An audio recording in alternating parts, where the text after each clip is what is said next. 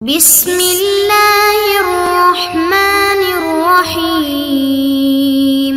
السلام علیکم معزز طلبہ کرام، آپ سب کیسے ہیں؟ آج ہم نور الانوار کے سبق نمبر 256 کو پڑھیں گے۔ آج کے ہمارے سبق کا عنوان ہے مذکورہ جواب پر اعتراض۔ آج کے ہمارے سبق کی عبارت وَيَرِدُ عَلَى هَذَا الْجَوَابِ اعتراضٌ سے شروع ہوتی ہے۔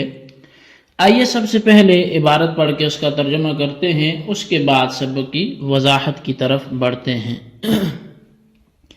مصنف علیہ رحمہ لکھتے ہیں وَيَرِدُ عَلَى هَذَا الْجَوَابِ اعتراضٌ، اور یہ جو ابھی ہم نے سابقہ سبق میں جواب دیا ہے تو اس جواب پر ایک اعتراض واقع ہوتا ہے، وَهُوَ أَنَّهُ يَنبَغِي أَن يُعْتَبَرَ مِثْلُ هَذِهِ الشُّبْهَةِ لأجل الاحتیاط فی حفظ الدم فیما اذا استامن علی الآباء والأمہات فیدخل فیہ الاجداد والجدات لأن لفظ الآباء والأمہات ایضا یتناول بظاہر الاسم للاجداد والجدات۔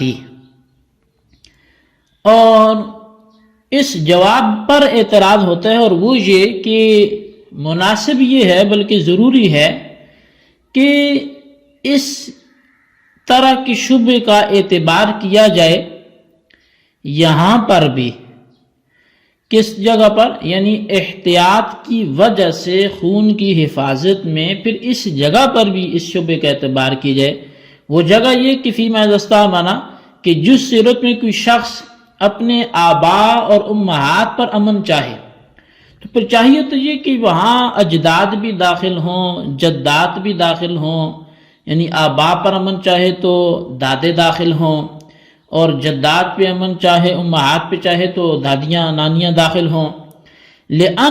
اس لیے کہ جو لفظ آباء اور لفظ امہات ہے یہ بھی ظاہر اسم کے اعتبار سے اجداد اور جدات کو شامل ہوتے ہیں، یہ لفظ بھی۔ فَأَجَابَ الْمُصَنِّفُ عَنْهُ، تو مصنف نے اس اعتراض کا جواب دیا بِقَوْلِهِ، اپنے اس قول سے، بِخَلَافِ الْإِسْتِيمَانِ عَلَى الْآبَاءِ وَالْأُمَّهَاتِ حیث لا يدخل الاجداد والجدات، بخلاف امن چاہنے کے آباء اور امہات پر، اس طور پر کہ اجداد اور جدات اس امن میں داخل نہیں ہوں گی۔ لأن هذا بطریق طبیعیت، اس لیے کہ یہ امن چاہنا اور اس میں داخل ہو جانا بطریق طبیعیت کے ہے۔ فَيَلِيقُ بِالْفُرُوعِ دُونَ الْأُصُولِ، تو یہ طبیعیت فروع کے زیادہ لائق ہے، اصول کے لائق نہیں ہے۔ یعنی إِنَّ هَذَا التَّنَاوُلَ الظَّاهِرِيَّ إِنَّمَا هُوَ بِطَرِيقِ الطَّبِعِيَّةِ لِلْمَذْكُورِ فَيَلِيقُ هَذَا بِأَبْنَاءِ الْأَبْنَاءِ وَمَوَالِيِ الْمَوَالِي، یعنی کہ بے شک یہ جو تناول ظاہری ہے، یہ ظاہراً شامل ہونا ہے، یہ بطریق طبعیت کے ہے مذکور کے لیے، تو پس یہ لائق ہے پوتوں کے لیے اور موالیوں کے، یعنی موالیوں کے لیے۔ لأنهم فروع فی الاطلاق والخلقة جميعاً، اس لیے کہ یہ سب کے سب اطلاق میں بھی اور خلقت میں بھی فروع ہیں۔ دون الاجداد والجدات، یہ شامل ہونا اجداد اور جدات کے لائق نہیں ہے۔ لأنهم وإن كانوا فروعا للآباء والأمهات في إطلاق اللفظ ولكنهم أصول في الخلقة، کہتے ہیں اس لیے کہ اگرچہ وہ آباء اور امہات کے لیے اطلاق لفظ میں تو فروع ہیں لیکن وہ خلقت میں اصول ہیں۔ فَكَيْفَ يَتَّبِعُونَهُمْ فِي اللَّفْظِ، تو پس لفظ میں وہ ان کے کیسے تابع ہو سکتے ہیں۔ جی طلبہ کرام، یہ ہمارے آج کے سبق کی عبارت اور اس کا ترجمہ تھا۔ آج کے سبق میں ہم گزشتہ ہمارے جواب پر وارد ہونے والے ایک اعتراض کو پڑھیں گے۔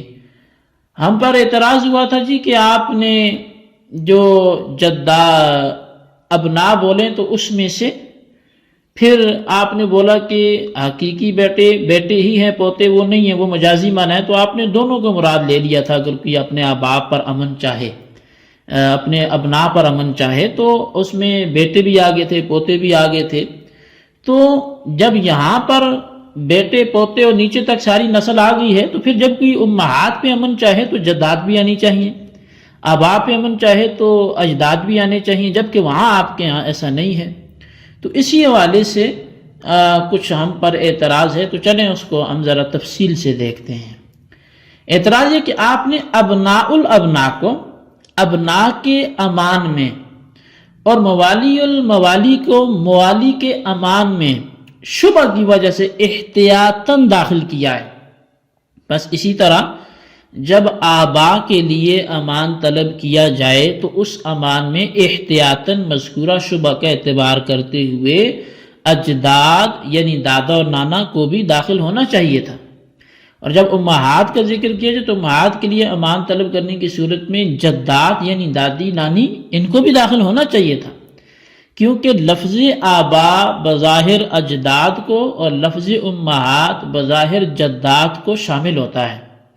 حالانکہ آپ حضرات کے نزدیک اجداد آبا کے لیے طلب کردہ امان میں داخل نہیں ہوتے اور جدات امہات کے لیے طلب کردہ امان میں داخل نہیں ہوتی، تو ایسا تو نہیں ہونا چاہیے تھا۔ جب ایک صورت میں بیٹے بول کے پوتے ہو سکتے ہیں تو ماں بول کے نانی بھی ہو سکتی ہے۔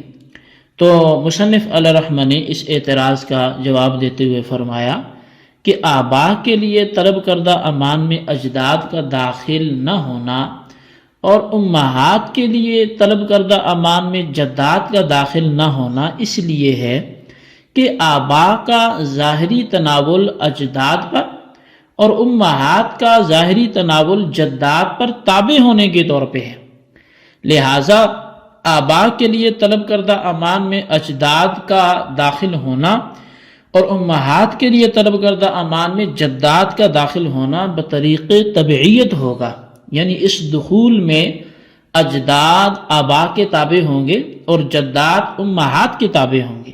حالانکہ اجداد اور جدات اگرچہ اطلاق لفظ میں آبا اور امہات کے فروع اور تابع ہیں، لیکن خلقت اور پیدائش میں اصول ہیں اور آبا اور امہات ان کے تابع ہیں۔ پس جب اجداد اور جدات خلقت میں اصول ہیں تو وہ لفظ میں آبا اور امہات کے تابع کس طرح ہو سکتے ہیں؟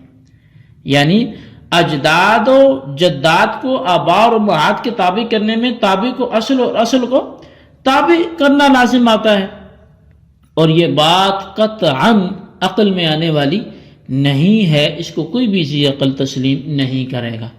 بہرحال اس غیر معقول بات سے بچنے کے لیے کہا گیا ہے کہ آبا کے واسطے طلب کردہ امان میں اجداد داخل نہیں ہوں گے اور امہات کے واسطے طلب کردہ امان میں جدات داخل نہیں ہوں گی، اور رہے ابناء الابنا اور موالی الموالی یعنی پوتے یا موالی کے موالی، تو وہ ابنا اور موالی کے اطلاق لفظ اور خلقت دونوں میں فروع اور تابع ہیں، صرف لفظ میں نہیں ہے، حقیقت بھی یہی ہے کہ بیٹا جو ہے وہ پوتے کے لیے اصل ہے، پوتا بیٹے کے لیے اصل نہیں ہے، اور لہٰذا بطریق طبعیت ابنا کے لیے طلب کردہ امان میں ابناء الابنا کے داخل ہونے میں اور موالی کے لیے طلب کردہ امان میں موالی الموالی کے داخل ہونے میں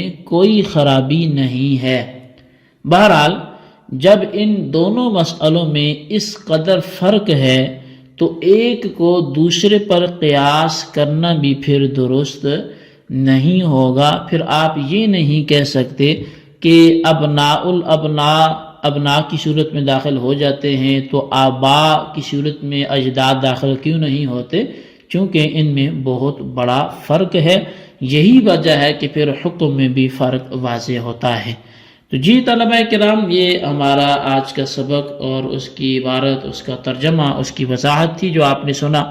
اس کو اچھی طرح سمجھیں، اس کے خلاصے کو رجسٹر پر لکھیں، بالخصوص ان سوالات کے جوابات بھی دیں۔ سوال نمبر 1 یہ ہے کہ مصنف کی عبارت وَيَرِدُ عَلَى هَذَا الْجَوَابِ، وہ جواب کیا ہے جس پر اعتراض وارد ہوتا ہے۔ اور سوال نمبر 2 یہ ہے کہ بخلاف الاستیمان علی الآباء والامہات سے ماتن کیا بتلانا چاہتے ہیں، وضاحت کریں۔ اللہ تبارک و تعالیٰ سے دعا ہے جو کچھ ہم نے پڑھا سنا سے یاد رکھنے کی توفیق نصیب فرمائے، آمین بجاہ النبی الامین صلی اللہ علیہ وسلم۔